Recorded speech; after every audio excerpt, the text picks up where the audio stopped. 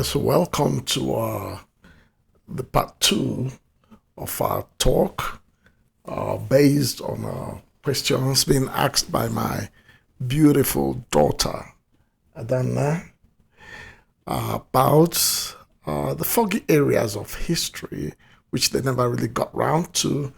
In this case, that has to do with colonialism and Biafra. Mm-hmm. We've talked about it in part 1. Now this is part 2. This is Agunze Chib Ikopu channel, acronym ASIV series, where we discuss things about learning about Ndi Igbo. Yeah. That's right. Yeah, the pristine culture of the Igbos. Right. So let's join and present it to the understanding of the global community. Welcome, Adana. Thank you, Daddy. Welcome. Yeah, I really enjoyed the last episode where we really dived into the timelines and the history of Britain and the Biafra War and everything to do with that, and how the Civil War started.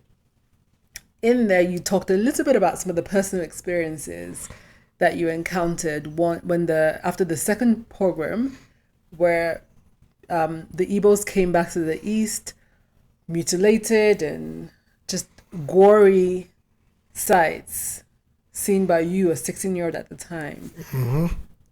Obviously, we're reading books, Half of a Yellow Sun, even my friend Chidiogo's book about her mother. You sort of like get a glimpse into some of those horrors that happened. You hear about the children that starved. You hear about numbers of people that died. I mean, ranging into 2 million. Yeah. I would love to hear from your personal experience. I know you were there. My mom was there. And again, this is not a topic that we have on the dining table. Not at all. Not at all. This right? is the first time. Right, Yeah. exactly. So I would really love for you to share with me and with the community on just some of those personal experiences. I mean, this is history, right? If it's not written down, if it's not spoken, then it never happened. That's right. And so I would love to hear your perspective. Yeah, this is good because, for some reason's sake, as you can now see as we are narrating all this, history as a subject matter was actually banned. That's why you never read about anything during your schooling days. Wow. Yeah. And some of us therefore have clamored, and I really forward about that in this book. Okay. Has it been unbanned? Yes. Is this allowed? Yes, Okay. it has. I'm talking very recently. Wow. Because the principal actors are still alive, and all these 50-something years. So it's understandable. You really don't know how people will react. But I think by and large, Nigerians have matured. But there's the suspicion that they are the war propaganda, which is part of the deep regret. If for 3 years you keep talking down on the people on either side of the divide, then it sticks into the memory. Right. Yes. And if, kids that were a probable 10 years old then, are now 64 years old, and all they have in their mind is negativism about the people, because that's what they were pumped with every day. Okay, I don't want to go into the adjectival connotations, with which people were described, Right. but they were horrendously negative. And so that's they see you with a lot of distrust and hate and what have you. So it behoves us all to see each other as brothers and Right. sisters. Okay, we have a great nation. Bygones just have to be bygones as we Absolutely. forge ahead, because, like I said, since 1970,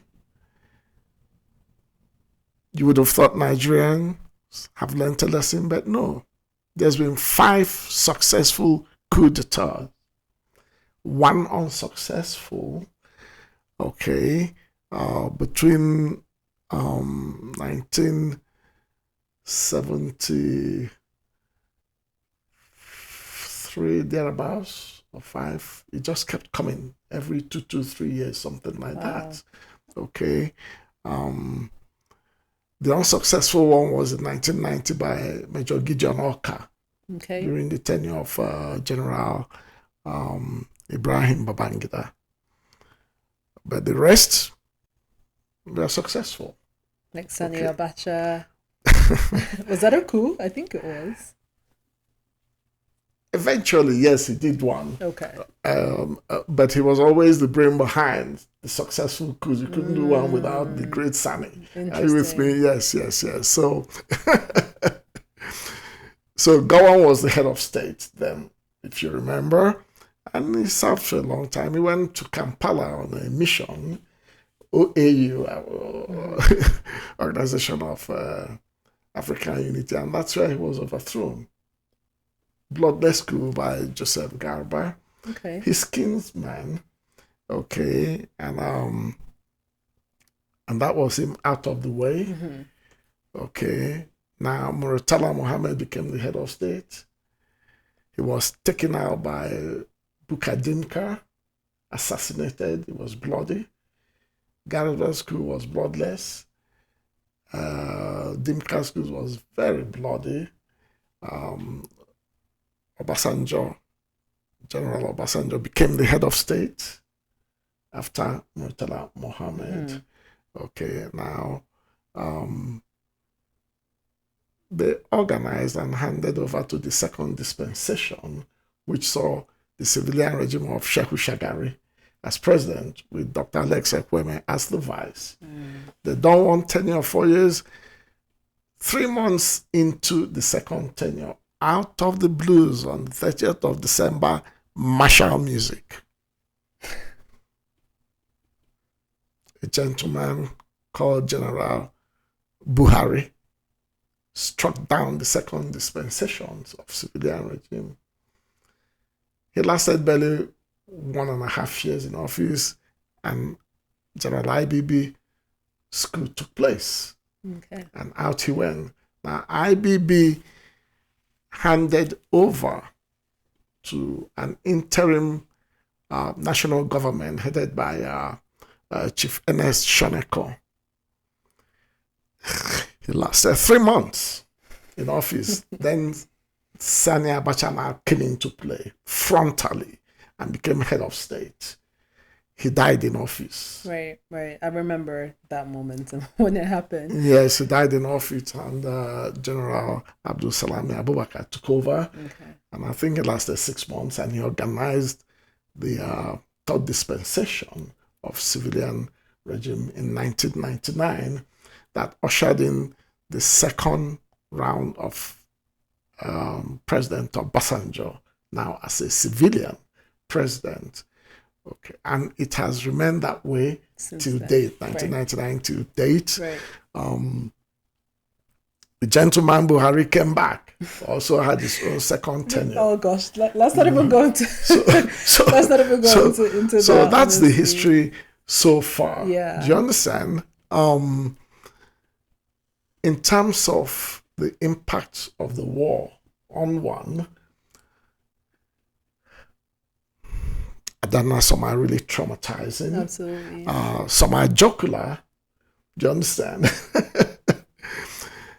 The pogrom left an impact that is indelible. Okay, and that's man's inhumanity to man, and ought not ever to happen ever again.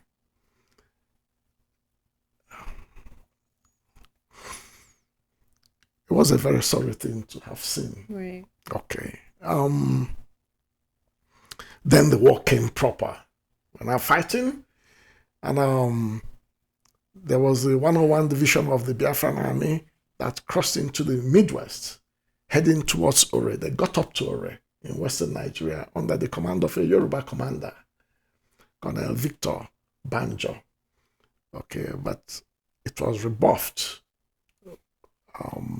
eventually, and the Midwest expedition collapsed. Okay. So just to take you back, so I understand how it all happened. So after the second program happened, people came back dismembered. Did that lead to did that happen before Biafra was now declared as the Republic? No, this was September 30th, 30th, 1966. Okay. Biafra, and then thereafter, the Hope of Hopes was the Aburi Accord of 4th/5th of January, 1967. So the program, then the Aburi, Yes. then was the completely... creation of Aburi was literally the understanding went to the dogs. Absolutely. Yes. And after that was... After that, creation of states. Okay. The 12 states Okay. by Nigeria to break the ranks of the eastern Absolutely. region. And then who declared Biafra? Ojukwu declared Biafra Okay. 3 days after the state's creation on the 30th of May, 1967. Okay. And once he did that, Yes. was there just how did that then lead to the Civil War? Once he did that, Nigeria then declared the Civil War on the 6th of July, barely a month and a week thereafter. Okay. But like I said, the configuration was that this whole thing was going to last 2 weeks. Okay. Yes, because Biafra didn't have an army. They didn't, all the officers had literally been killed, very trained, highly qualified officers. And it was not a military, like I said, we'd never seen the military. Absolutely. They were not on the streets. They were not in every person's lexicon. But so they assumed in 2 weeks, this whole thing will end. So it was a police action that lasted 2.5 years, 30 months. Wow. But things gave rise to all this resistance. And for the first time, for instance, I heard the word annihilate. I had to go to the dictionary, West African dictionary, to check out the word annihilate. Wow. And annihilate was total Completely wipe out. In other words, in 2 weeks' time, the Igbos of Biafra will be totally, completely wiped out. And it was one of the military governors that said that. Wow. And that singular word, I can tell you, gingered a lot of people into action. Nobody. So you remember those that came back from the pogrom.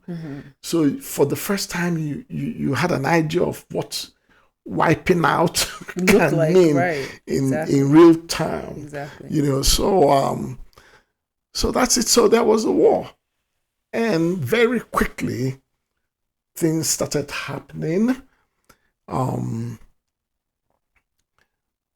With the retreat of the Biafran forces from around that, the command of Victor Banjo, the second division of the Nigerian army moved quickly into Asaba. The massacre at the Atani market, is that what it was? Yes, Atani. the massacre was Asaba massacre, which was 7th of October 1967. That was Asaba, horrendous massacre, about 1,000 victims. So an army didn't quite exist. People had to come together and band together. They had to train all of a sudden to fight. Oh yeah. They joined. The Biafra military was a very disciplined military. Yeah, it was. It was. And did they in the very early days enforce people into the military? No, they did not. No, people were volunteering. Okay. Students, undergrad, people were volunteering. Because sentiments had been whipped up more out of trepidation. Exactly. More out of trepidation. Fight or die. That is correct. So, and that's why the resistance took place for that long. Eventually, what really finished them was starvation. We'll come to that. Okay. But you see, the first terrible thing that happened, therefore, in the course of the war was what is now known as the Asaba massacre. Because when the second div moved into Asaba, they were picking off men, on their one-on-one basis. The people of Asaba decided to show solidarity to the Nigerian forces called One Nigeria, One Nigeria. Okay. So they came out and fair enough, they were asked to assemble at Obo Sawa. That's the field, that's where they gathered, all of them, about 1,000 more persons. And they had by then separated them. The men, elderly young men, one side, women and children another side. So these elderly men and young men, when I say elderly, I really mean people in their 40s, early 50s, things like that, were gathered in this area. And that's when the machine guns came out, all set, and they were wiped out. These are people that were trying to fight for Nigeria. Yeah, to welcome them, to say we are one of you. And they had this white, as about aqua chat, they had their white. So that massacre still sends shivers down the spine of all those involved. And but I'll tell you something, by the way. You see, out of the dust, out of the ashes, will rise a new tree, a new flower in full blossom. And that is what has happened with the Asaba victims. Right. Yes. Those that survived and all have since mushroomed. And believe you me, out of all of that also, in all these years, there's been a whole lot of healing, intermingling. Marriages have taken place. Kids have been born. Probably without the foggiest idea of what happened to parents or grandparents and stuff like that, But Nigeria has been moving on. During the war, there's some jocular size. When Port Harcourt in May of 1968 was being evacuated, I started driving pretty early. Okay, so I had the Opel Kadett car, brand new, and I had my sister, Esther, my mom, Anweni, and my two nephews from two of my sisters. One was, 1.5 years old at that point. The other was barely 6 months old, two boys, little boys. And when we got to Igirita, which is still in the outskirts of Port Harcourt, there was Air Raid Colonel Achus there, or Biafran, who stopped every person leaving Port Harcourt to abandon their vehicles and just walk, because this was not a sacking of the city, that in 2-3 days, every person will come back. Why they restore the city and make it safe? So that was it. So I was forced to park that car, in a neighboring compound there in Igrita, and carried my nephews, my sister and mom, and we disappeared so we said, look, we want to get to Owerri. So they told us which way to go. So we disappeared into the bush and walked from sunup to sundown.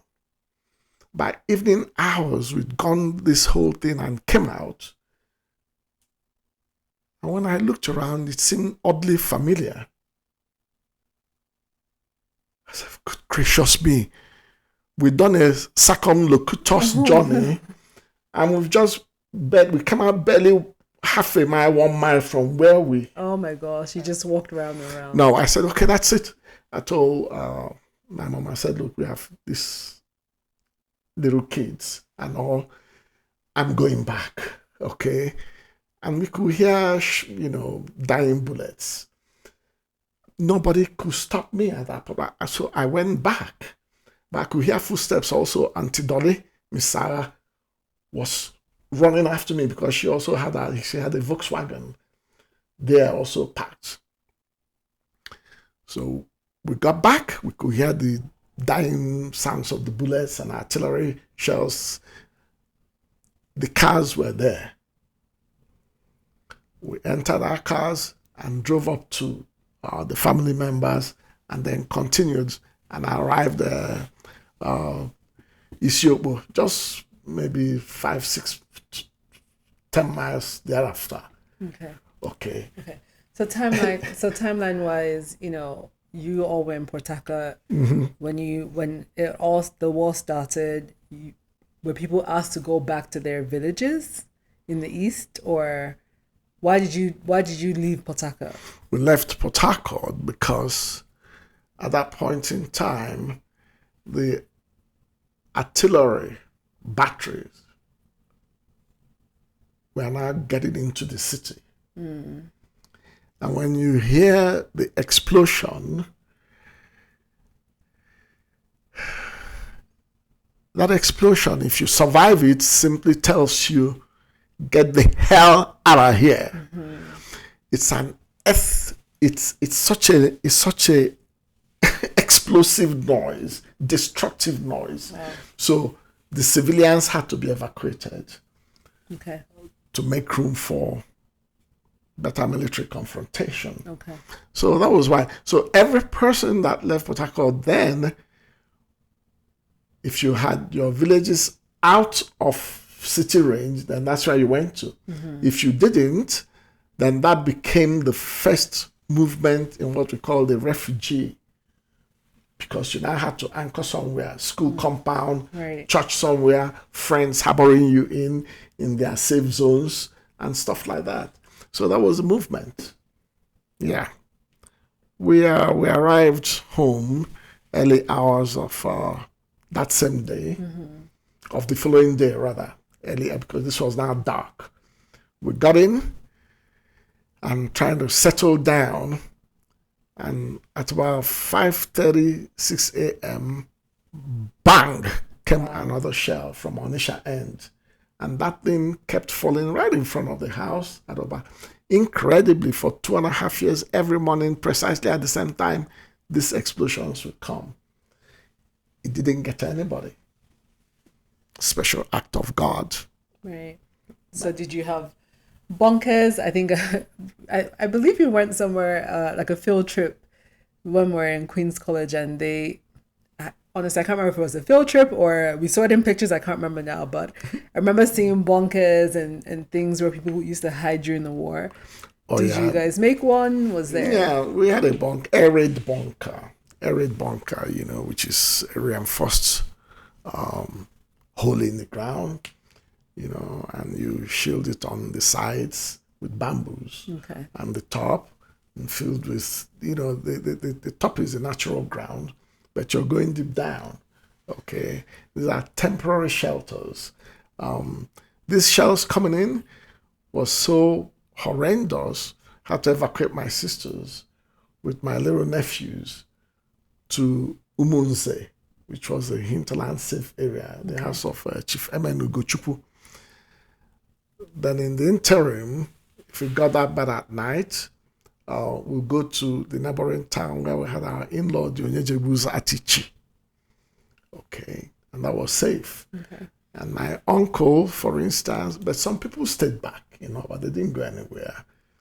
But I had an uncle whose wife stayed back with the children, but he couldn't stand the thought of them air shells, And I always saw Uncle, but why did you leave your family and you're heading on to Ichi? Why? And I said, look, Chief, is it that you don't understand what this thing is saying? I said, what is this saying? And he says,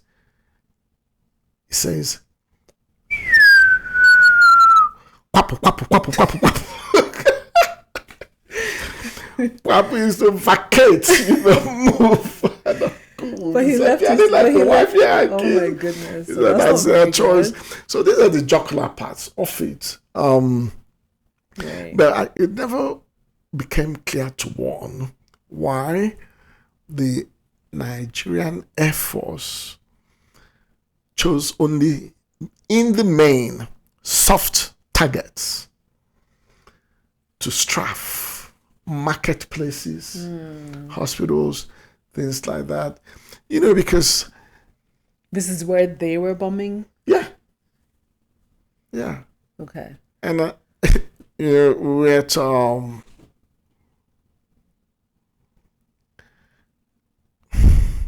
You see, the women were those that supplied foodstuffs. The men were in the military. Mm-hmm. So you'll have this Mercedes-Benz trucks, for yam market and, major market days. So it's all women all over, hundreds of, all of thousands, women all over the whole place, all the time. Mm-hmm. So you said it was a coastal town? A coastal town of Atani, and we were there. It was a full market day. Okay, went to for an inspection. And whilst we were there, someone called my name and I turned around and it was a girl from Elelewa Girls School which my sisters attended, during their time. And I said, oh, hello, how are you? What are you doing here? I said, I'm here with my mom. This is what we now do, buying yam and selling and stuff like that. Everywhere was choked out with women. Okay. And suddenly 2 fighter planes came at low level. You could see the pilots. Most of the Nigerian pilots were really Egyptians and some Soviets. You could see, and they zoomed right past. When you hear the jet plane, not of the commercial one, the killer version, it tears your soul apart. And they were gone.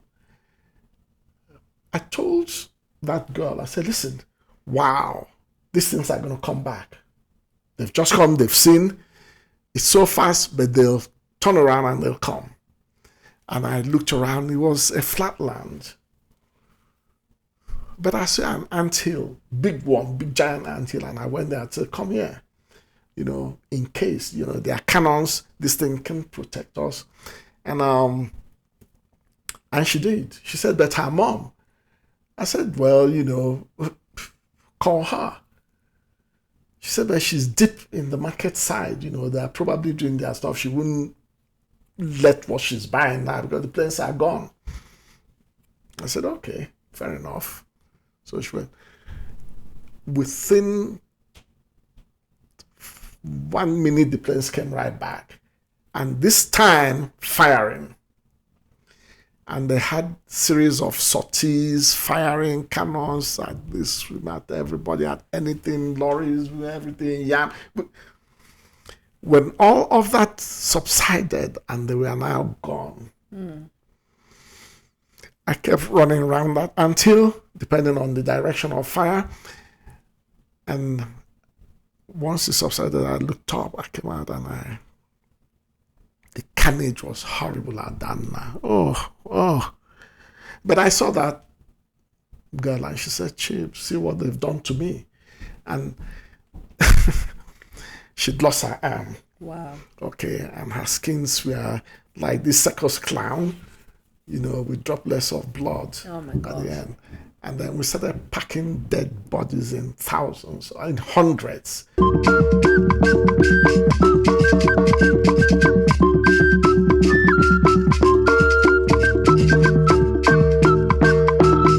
The Atani was just one of many such locations.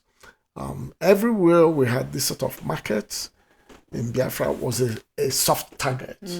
And I'm, by hindsight, figuring that, look, the Nigerian government had a policy that starvation was a legitimate instrument of war. And so they had what we call the blockade in place of land, air, and sea, so that no relief material, humanitarian, will come into Biafra, because they didn't see why they should be feeding an enemy that will be fighting them. Okay?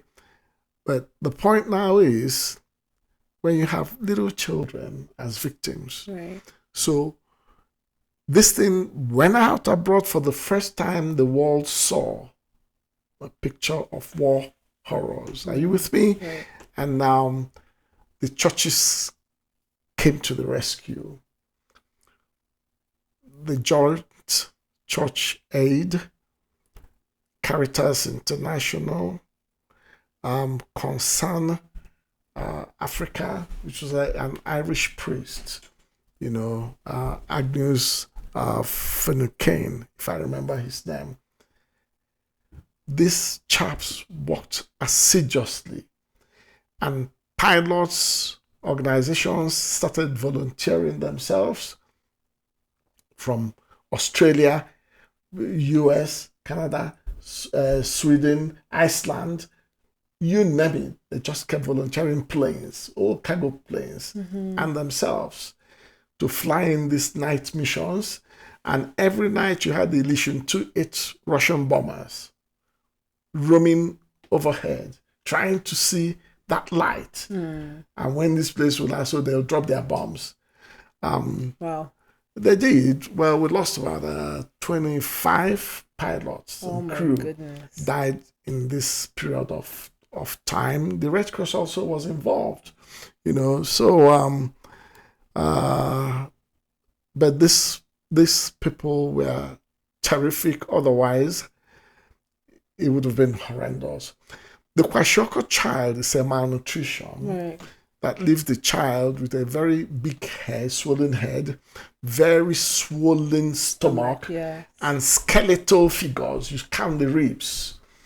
And then at the height of it all, they just fall down from weakness and die. And this was going on. So no journalists that came, so journalists started flying. Frederick Forsyth of Britain did a wonderful coverage. And no person that came and saw, they just couldn't hold back their tears and their desire to help. And the very sick children were freighted out after discharge of cargo from the planes. So humanity can be at its best in their circumstances. And you've never heard of the word diakonia. Diakonia is Greek word, it's in the scriptures. It describes charity, which is to say that it's in the teachings of Jesus Christ. You show mercy to others when in need.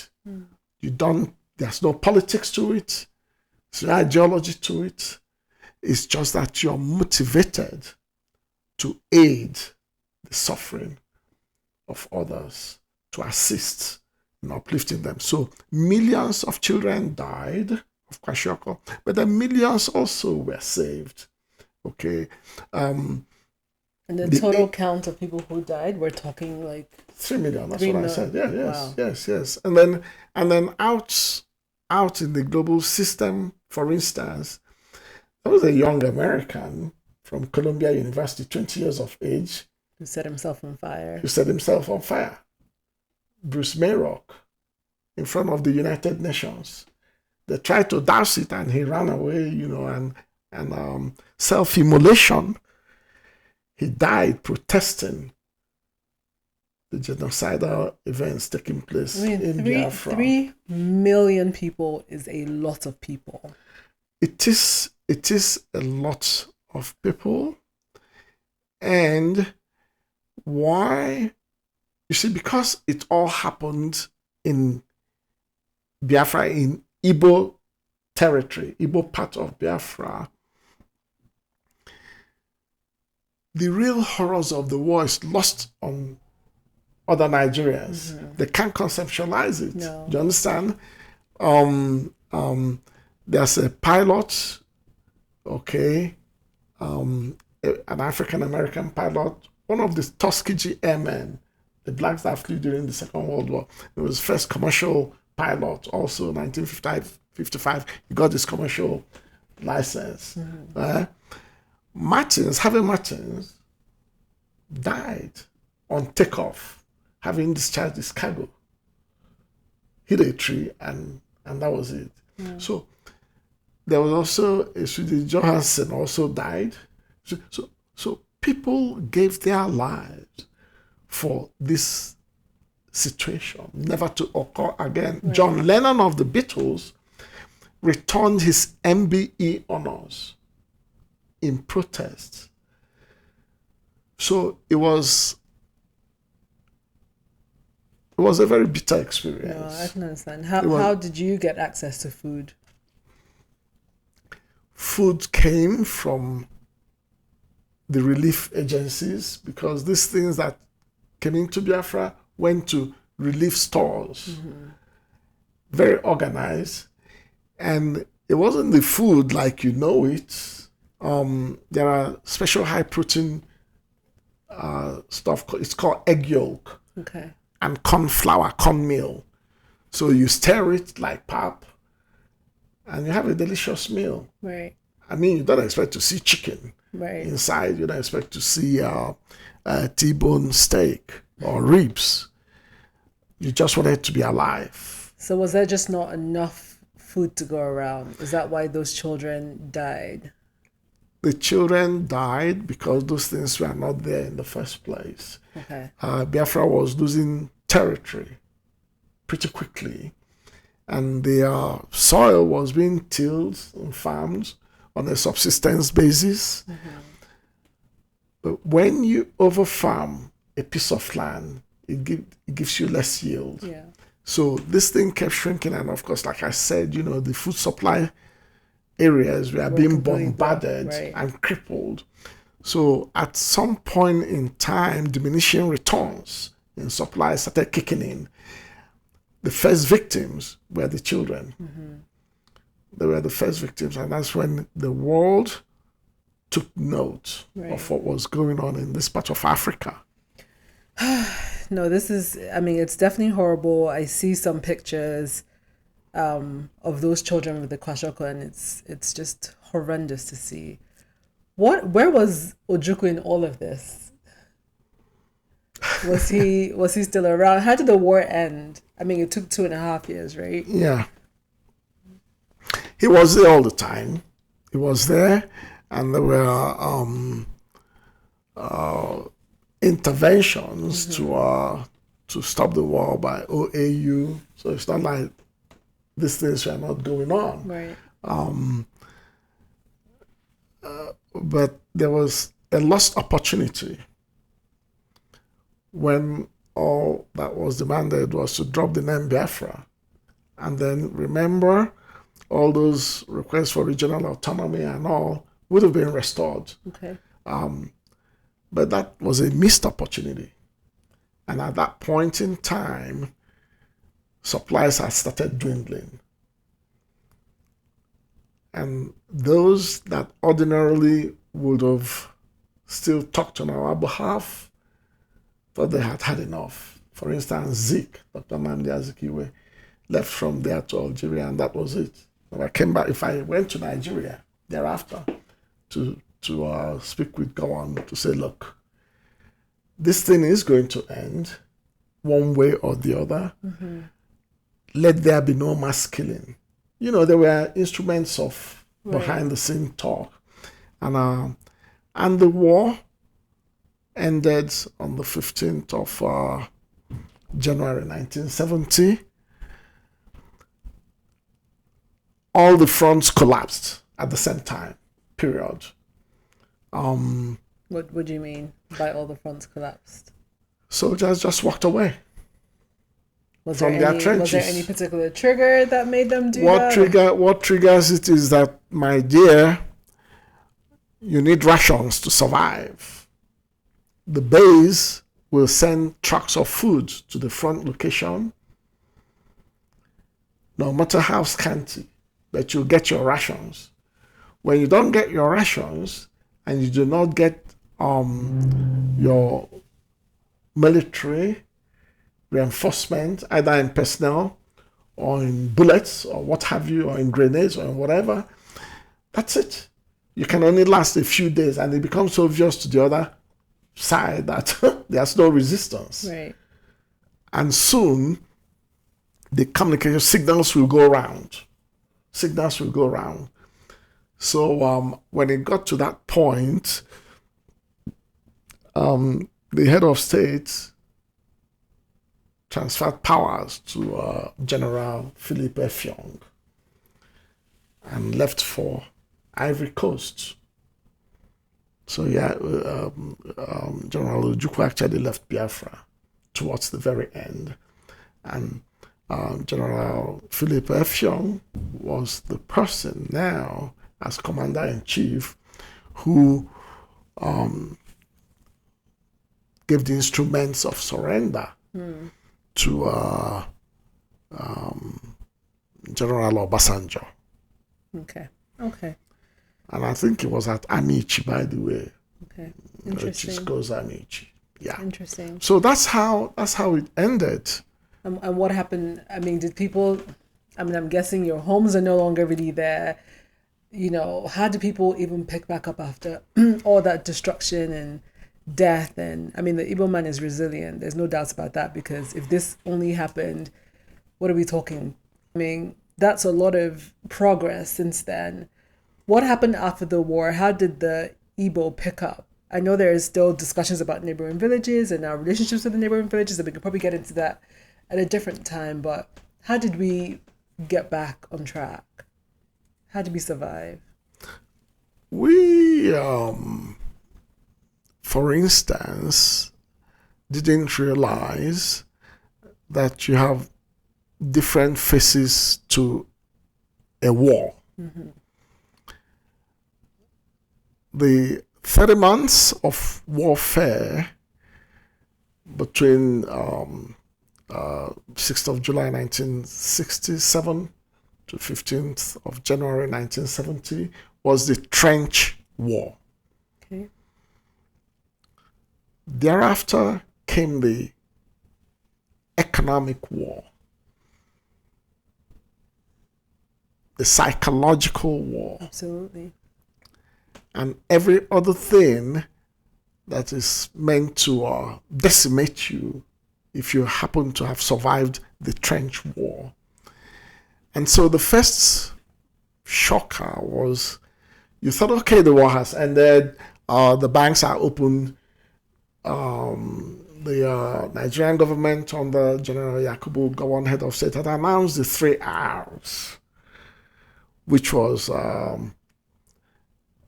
rehabilitation, reconstruction, and what now my brain is restitution. No. You know, I mean, it was the 3 R's were there. It was meant to cushion the shock of the war. Okay. But I tell you, and people thought, okay, we'll go to the bank. I was fairly good, rich. I left a good account. But no. So the first blow was the £20 blow, which is It does not matter what you have in the bank. If you had operated your account in all these 2.5 years, then you're entitled to only £20.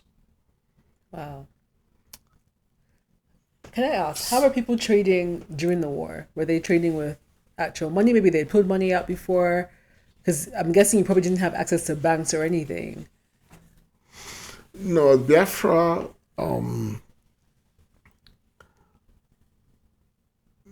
because along the line, Biafra now, a government on its own, printed its own money. Okay. So there was the Biafran currency. People were paid with the Biafran currency. Okay. People bought things like any other monetary instrument. Interesting. Okay. So people were surviving. Okay. And the ingenuity of invention was at its peak in Biafra. Okay. And I believe it frightened the Western world. Because you see, petrol, they were refining petrol, oil. Yes, there was petrol. I was driving a car. They were refining petrol. They were refining salt. They were making soap. Then in the military sectors, they had advanced to SAM, surface to air missiles, rocket propelled, remote control. Now it's called Obunigwe. Rocket propelled mines. Now these are things which the Nigerian government would have taken advantage of after the war. Capitalize on these inventions, on these traits, on these tendencies that can only happen in very rare circumstances. Absolutely. There was blockade, air, land, and sea, so nothing could come in. So it's either your brain gets functional or you perish. Absolutely. And there are the lesser things I can tell you than the things that happened during the war. You see the candle? Mm-hmm. Okay, very good. We will make it, you don't even have electricity because of the air raids, so you stack, lock up everywhere. But candle, for instance, the pawpaw tree, the pawpaw stem, very good. You just cut off the stem, take some section of it, you take the twine from the back of a tree, and you stick it in the middle, and that first candle that is now lit, and the wax is melting away, it's not wasted, it's collected in a bowl where the candle is. Then you heat that wax at the end of the day, pour it right into the pawpaw, and then you slice it open after maybe 5 minutes. You have a brand new same candle. A battery, we had a little wooden box. We had this battery saline solution and all connected. The battery worked for the whole 2.5 years. You didn't have to buy any battery. We did things with coconut fluid that could act as hydraulic. There are many things. Wow. There are many things. Hibiscus leaf is one heck of a nice obono soup. And it tastes good too when you boil it. And so, well, people survived. Yes. People died. People survived. But after the war came the economic one. The £20 was an obliteration. People went back to Port Harcourt. Port Harcourt was a main city for Igbos. And they met a very hostile reception by those there. They had anchored their newfound wealth on a policy called abandoned properties. So all those buildings deemed abandoned. It was a secondary blow which killed most city fathers. Right. Those outside, in other cities in the west or in the north, Maiduguri, they got theirs back. And people were nice enough to even give them rents collected during the period. They were nice folks. Oh, that's nice. They were nice folks. Yeah. Do you understand? But Port Harcourt was the ultimate in disenfranchisement. Shortly thereafter, so totally impoverished, the Nigerian government passed what is called the indigenization decree. Have you heard about that? No. You have not. Okay. it meant that all foreign holdings in the major companies had to be relinquished in favor of Nigerians. Okay. So you bought over their equity, okay, and the Igbos couldn't participate at all because they had no money. What could £20 get you back then? A bag of beans, edibles that can keep you alive, to begin to offer your services again. For instance, we had a major transport company in Port Harcourt. Mm-hmm. My father was actually what translated eventually to the mayoral seat. He was the first to establish that town hall city. Your grandma was the first midwife east of the Niger, very entrepreneurial. So she set up all chains of maternity homes. So, and Papa had just come back from Milan, mm-hmm. where he signed a contract for the first ever leasing company firm, Inca Motors, and built a 3-story building in Port Harcourt for this project. Yes. Yeah. We had about 20-something Fiat cars. All those things were abandoned. Okay. That building, by the way, as an abandoned property, ended up becoming PDP headquarters in Port Harcourt. Okay, interesting. And 11A Hospital Road, where I was born, some other lawyer working in one of our chambers took it over. So abandonment. So Nigerians don't understand what it feels like seeing your houses, and you have no rights to them. Right. They don't understand what that thing means.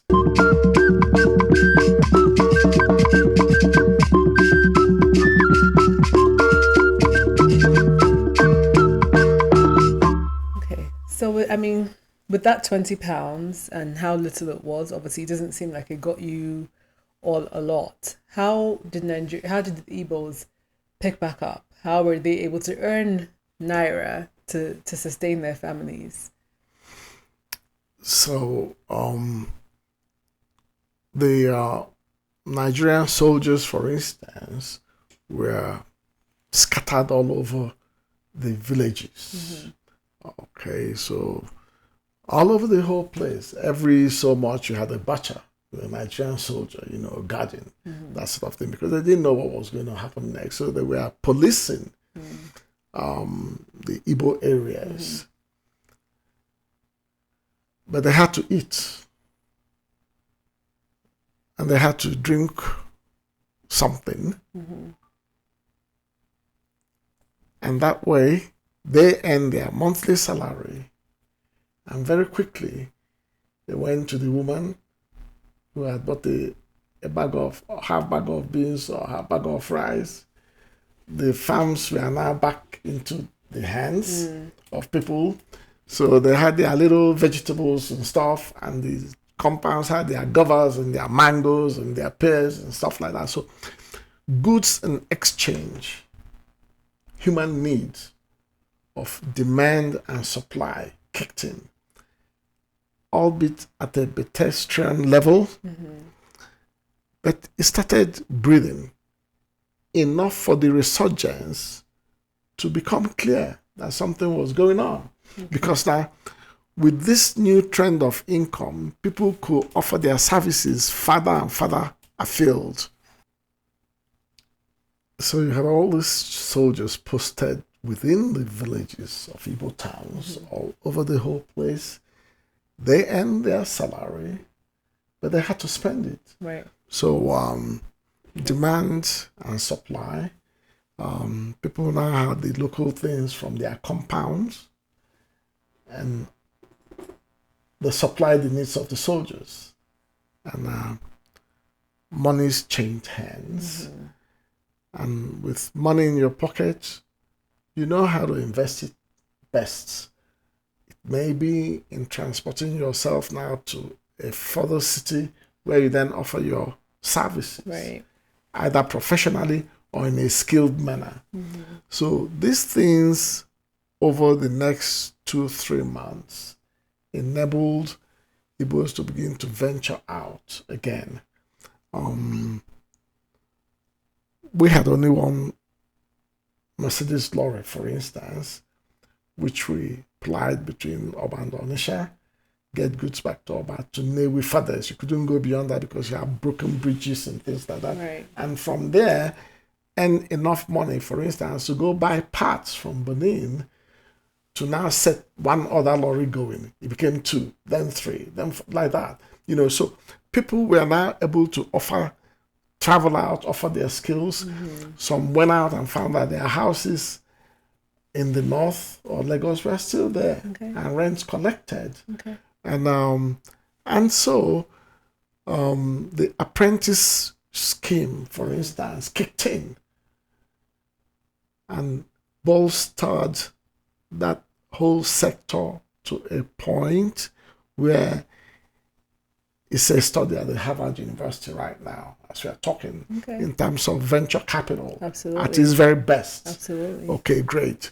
So now all these things re-established. Students went back to school. Some that could afford it within 1 year traveled outside Nigeria. Okay. And I traveled out.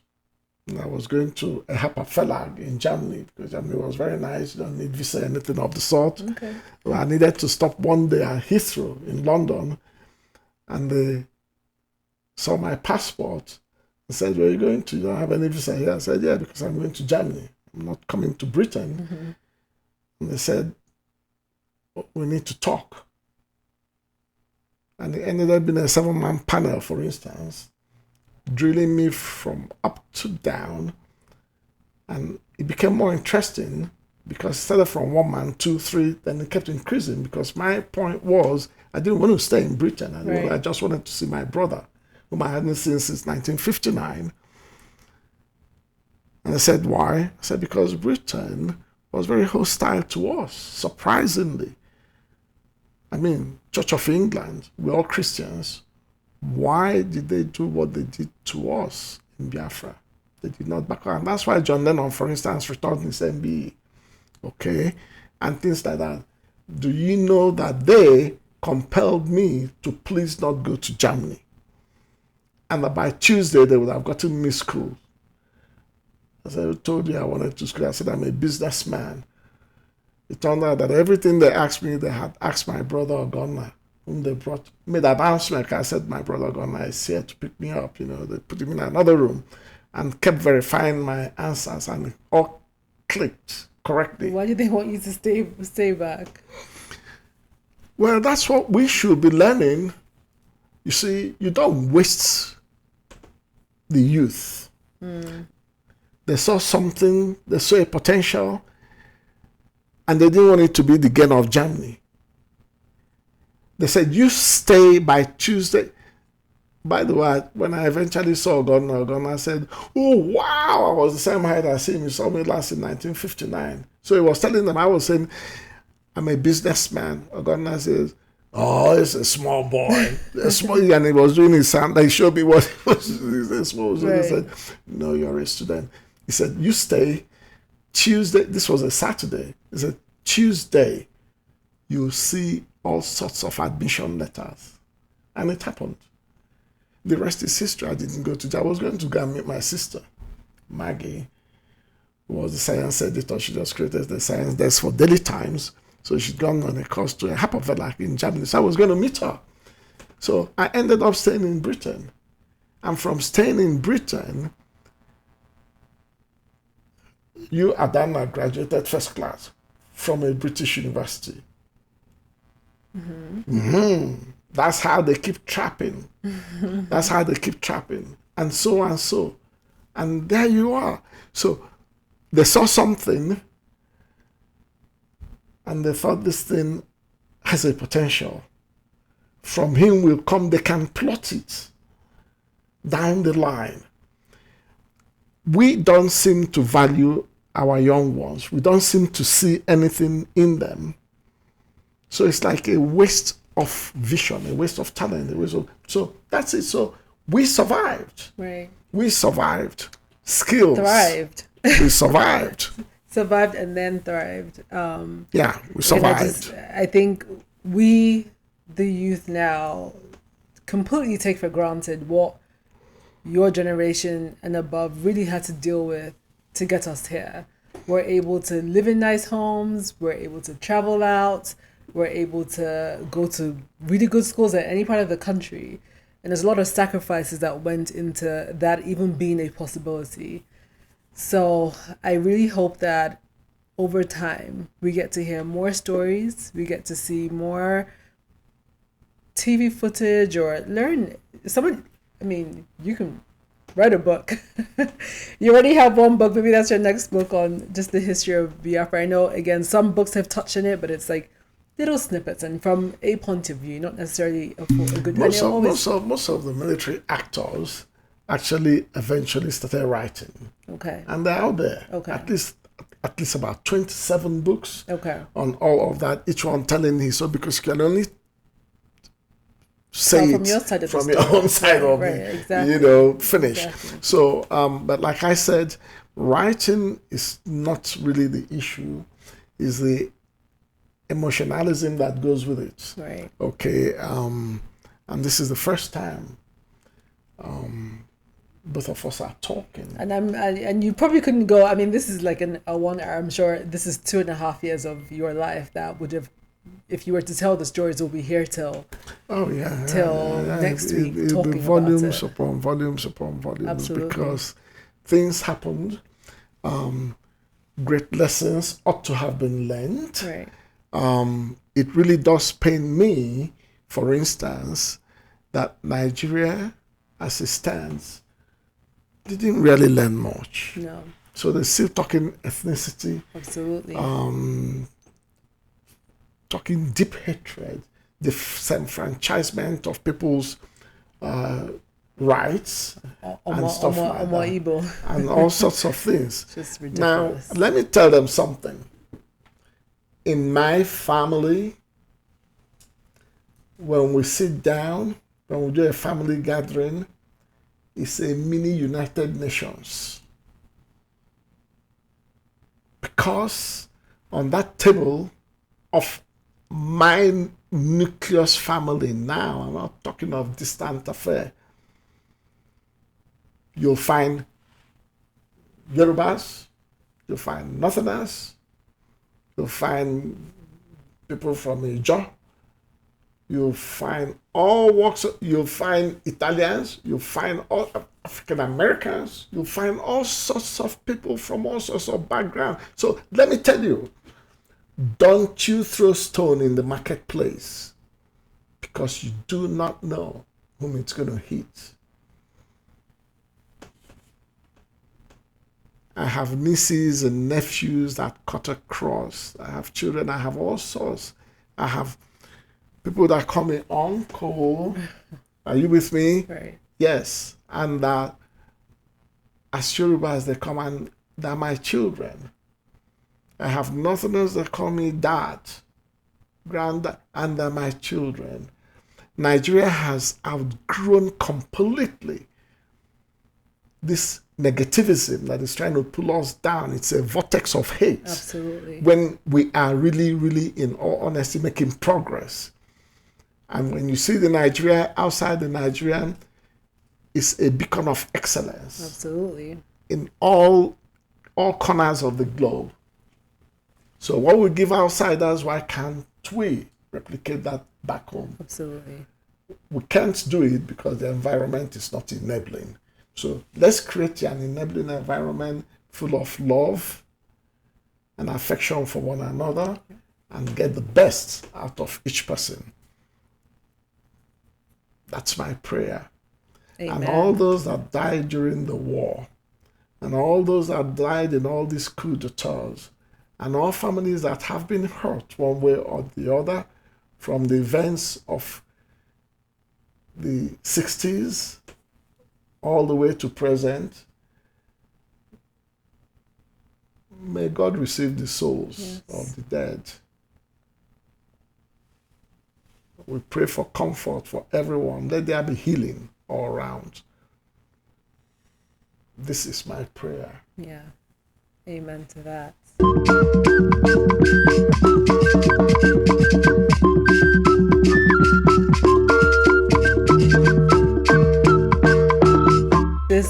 This was yeah. Definitely very emotional and sad, but we have made progress. Again, we walk around not knowing the depth of what happened. So that is progress in my mind. But there's obviously a lot more that we can do, and that Nigeria can do. One, in, like you said, enabling its citizens, seeing the vision, and just enabling what is already in there. Because again, when we go out of the country, we excel. And that is only saying one thing. The raw talent is there. We just need to work on it. You can't imagine their contribution to society, both in Nigeria and globally. You can't even imagine what they've been able to achieve, even as parents. Are you with me? Yes. They now have graduate kids themselves, as we are talking, from Cambridge, from Wharton, Harvard. Well, those little kids. Okay, so what if one bomb? Just one bomb. So decimation, war decimates. And when these things are encouraged, the loss to humanity is not a joke. No. The 3 R's of go on for Nigeria, which was reconciliation. That's the word that, the reconciliation, reconstruction, and rehabilitation, that did not work. Because the mindset to make it work was not there. Right. But the same thing happened to Germany after the Second World War. And the Marshall Plan, General Marshall of the U.S. Army, recommended that Germany should be assisted to survive. That's the Marshall Plan, the Marshall Aid to Germany. Look at where Germany is today. So when you really give support to these ideas, the nation and the world has everything to gain from it. Japan was bombed out with 2 atomic bombs in Hiroshima and Nagasaki.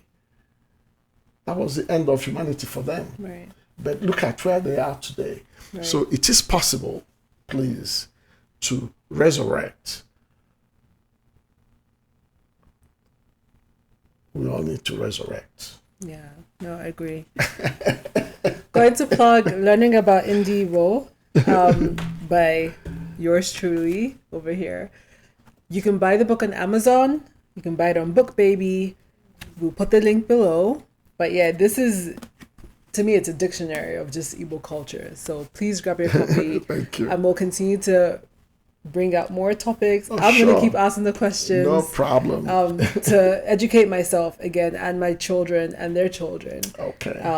Putting it out in the cloud. But thank you for watching, and please subscribe. Thank you very much, Adanna.